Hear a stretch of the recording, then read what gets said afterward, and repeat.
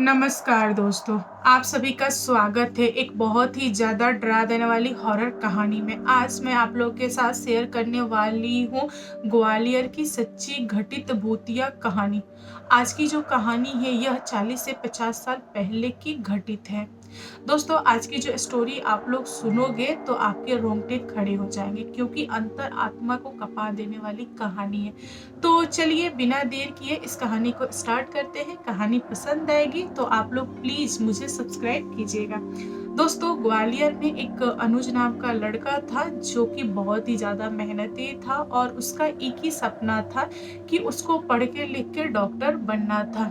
लेकिन गरीबी की वजह से उसने 12वीं तक पढ़ाई अपने गांव के पास वाले शहर तक किया। उसके आगे वह नहीं पढ़ पाया और उसके जो फादर थे उसको निराश देख के उन्होंने फैसला लिया कि मैं अपनी सारी जमीनें बेच के इसको पढ़ाऊंगा और डॉक्टर बनाऊंगा।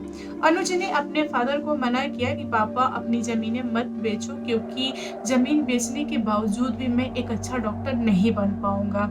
फिर अनुज के फादर ने बोला कि चाहे कुछ भी हो जाए बेटा, तू मेरा इकलौता बच्चा है, तेरे लिए तो मैं कुछ भी करूंगा। फिर उन्होंने अपने गांव के सरपंच लोगों को इकट्ठा किया और फिर बोला कि देखो, मेरा जो बेटा है वह डॉक्टर बनना चाहता है, तो आप लोग मुझे चंदा इकट्ठा करके दो। मैं अपने बेटे को पढ़ाऊंगा और वह डॉक्टर जब बन जाएगा तो इसी गांव में आप लोग की सेवा करेगा, मैं वचन देता हूँ।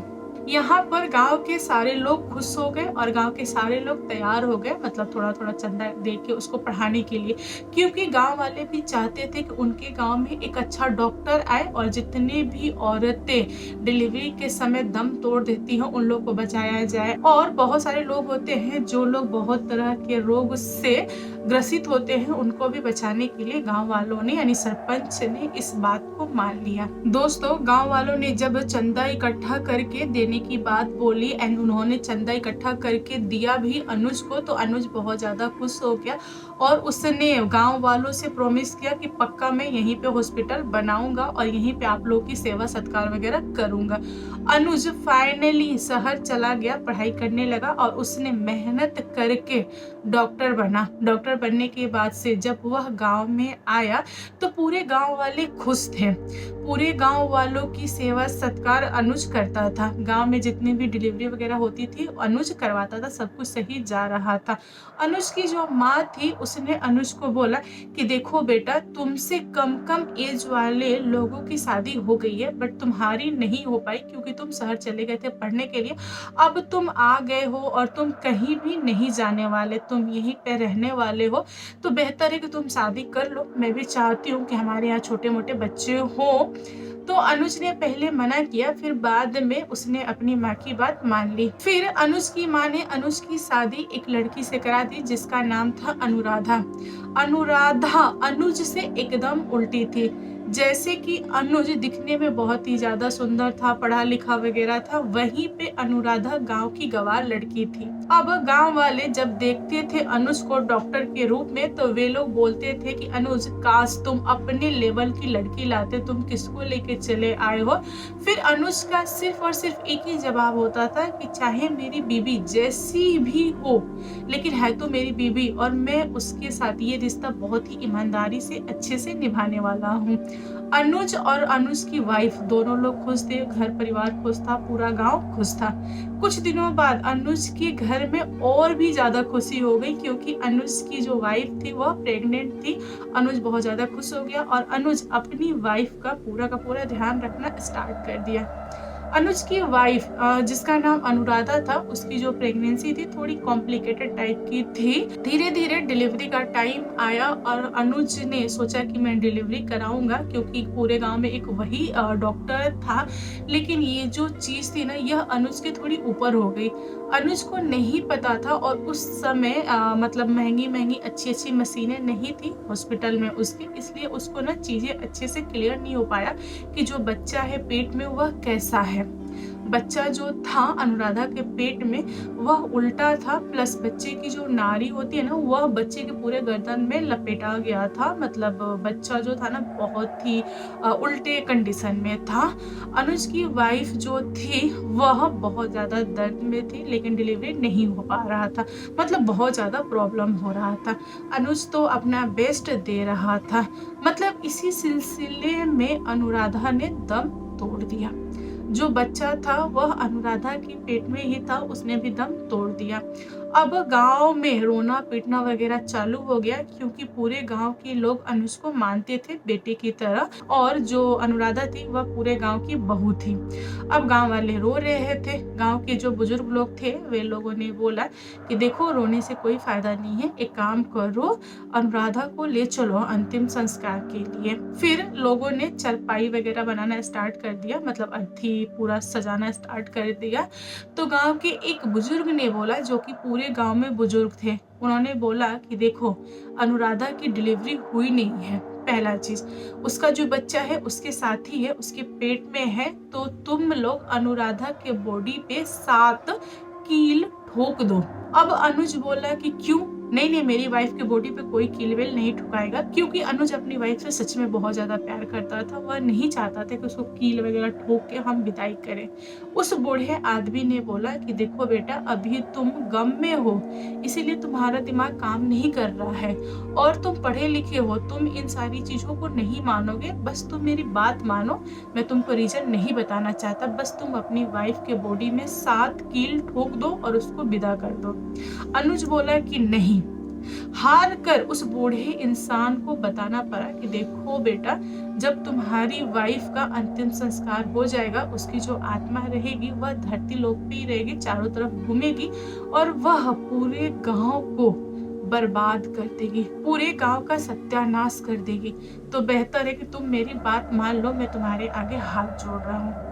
अनुज जो था ना, वह पहली बार बहुत गुस्सा आया, मतलब वह अपने आपे से बाहर था। उसने बोला कि नहीं, कुछ भी हो जाए मैं अपनी वाइफ के बॉडी को किसी को भी टच नहीं करने दूंगा। फिर उस बुजुर्ग ने बोला गांव के सरपंच लोगों को कि आप लोग इसको पकड़ो और जबरदस्ती 7 कील इसकी वाइफ के बॉडी में डालो, मतलब गाड़ो।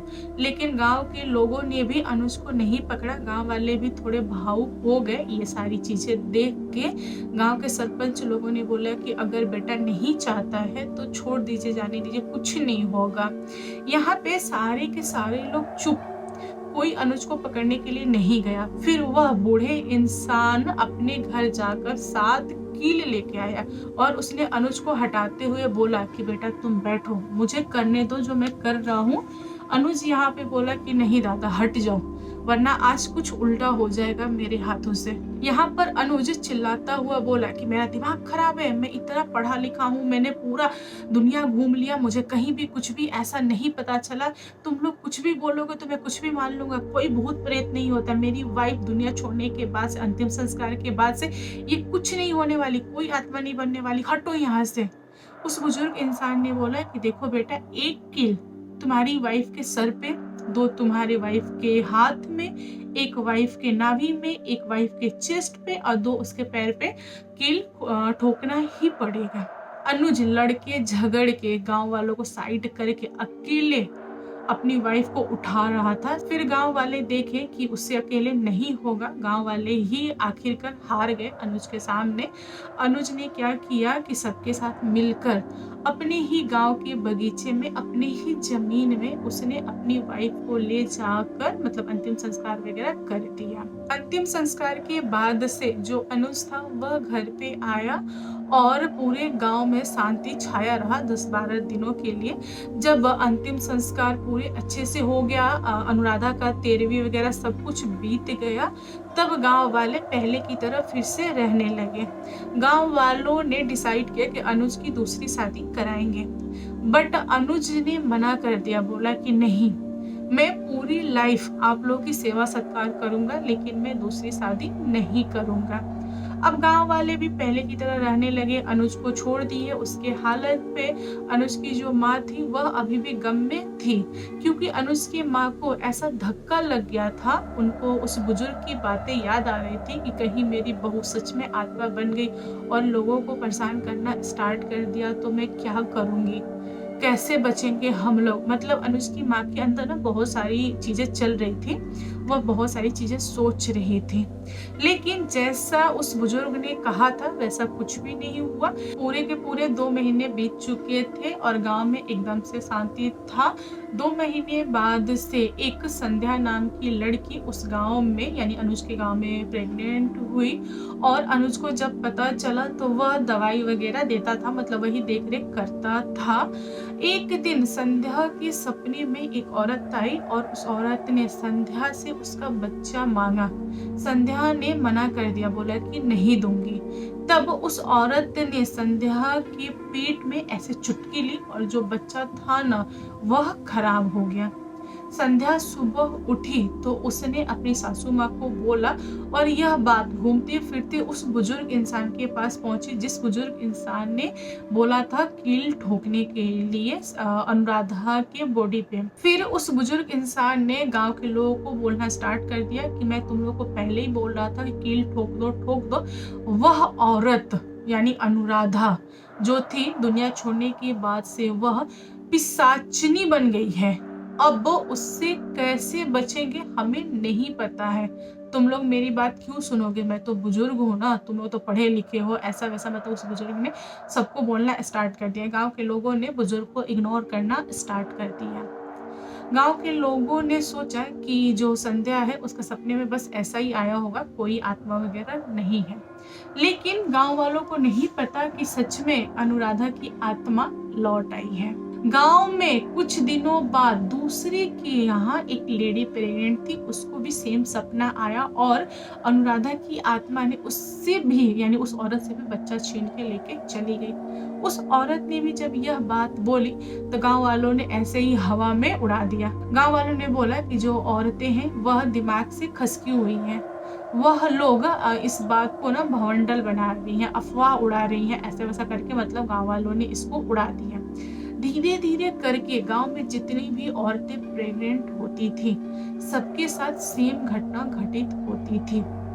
अब गांव वाले, सरपंच, वह बुजुर्ग इंसान सारे लोग धीरे धीरे इस बात पे विश्वास करना स्टार्ट कर दिए कि हाँ सच में अनुराधा की आत्मा है और वही यह सब कुछ कर रही है, यानी गांव के औरतों के बच्चे छीन रही है। अब गांव वालों ने फैसला लिया कि हम बुलाएंगे तांत्रिक को और पंडित को, दिखाएंगे कि सच में ये आत्मा का किया धरा है या कोई बीमारी है जो औरतों में फैली हुई है।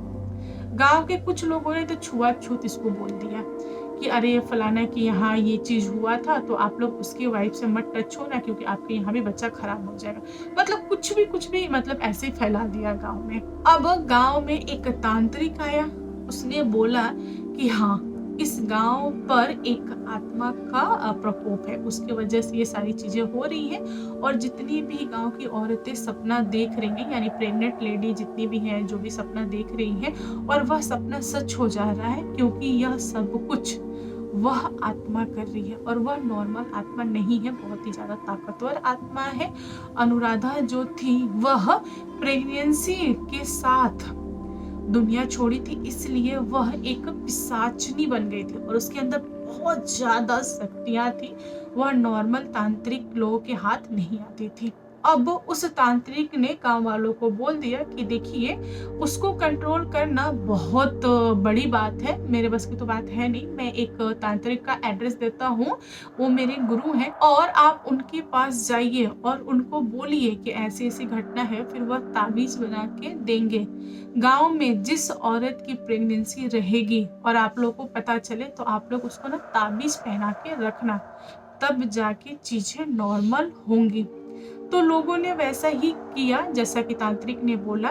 जिसके यहाँ भी गुड न्यूज आता था गांव के लोग दौड़ के जाते थे बड़े वाले तांत्रिक के पास, वहां से ताबीज बना के लाते थे और पहना देते थे। तब प्रेग्नेंट औरतों को कुछ भी सपना वगैरह नहीं आता था।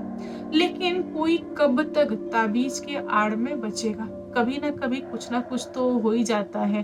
कोई लेडी थी जिसने ताबीज़ पहना था, तब तक तो ठीक थी, ताबीज़ गिरते से ही उसको फिर से प्रॉब्लम स्टार्ट हो गई और उसका भी बच्चा खराब हो गया।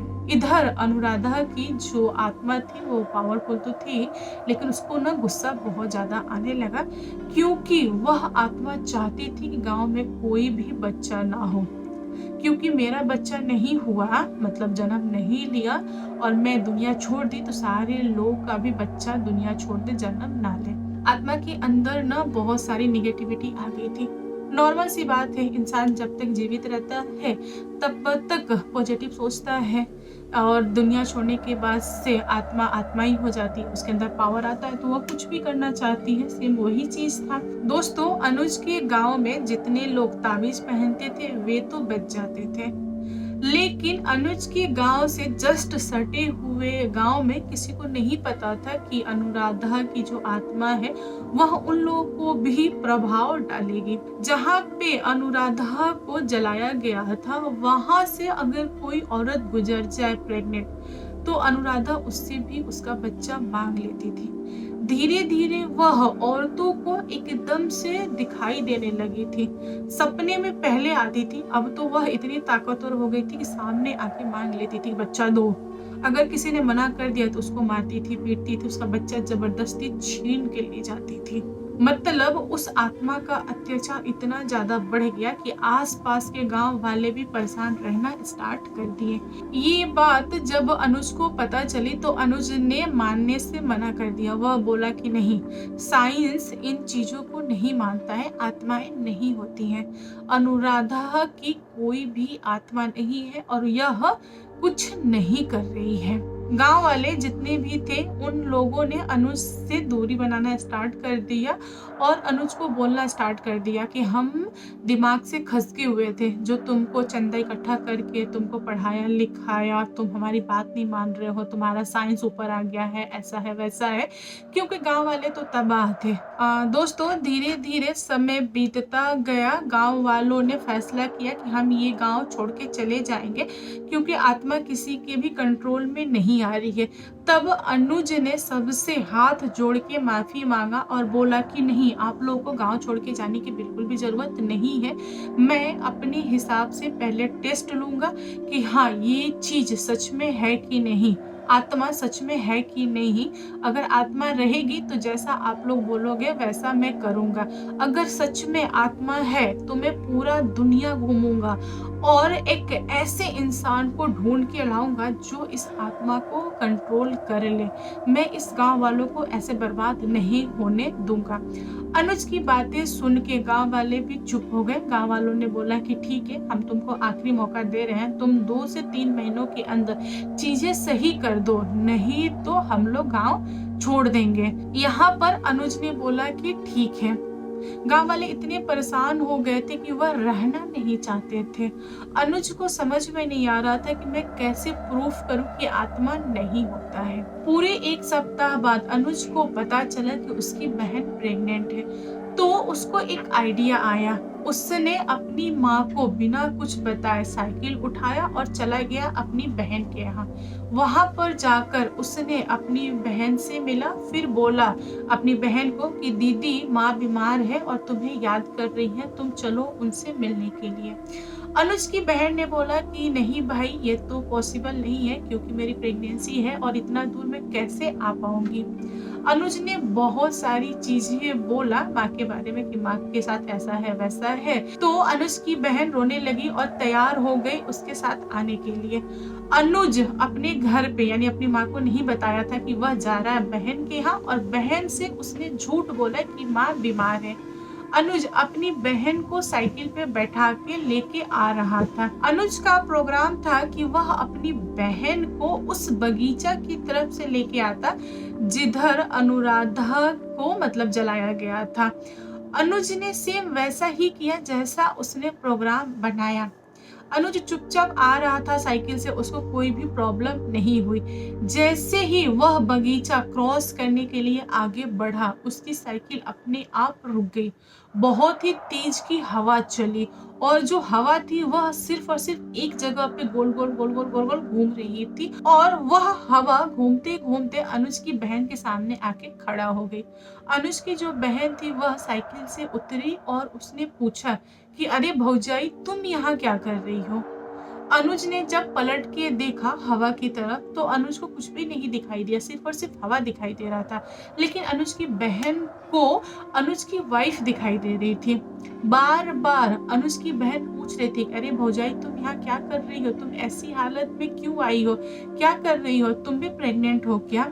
अनुज की वाइफ का ना पूरा का पूरा पेट निकला हुआ था और यह चीज अनुज की बहन देख रही थी। अनुज की बहन बहुत ज्यादा खुश हो गई और उसने बोला कि बहुत अच्छा है, तुमने बहुत ही अच्छा गुड न्यूज दिया है, चलो घर चलो। फिर अनुज की बहन ने बोला कि एक काम करो भौजाई, तुम बैठ जाओ साइकिल पे और मैं पैदल चलती हूँ, अपना घर तो पास में ही है, हम तो अपने बगीचा में है।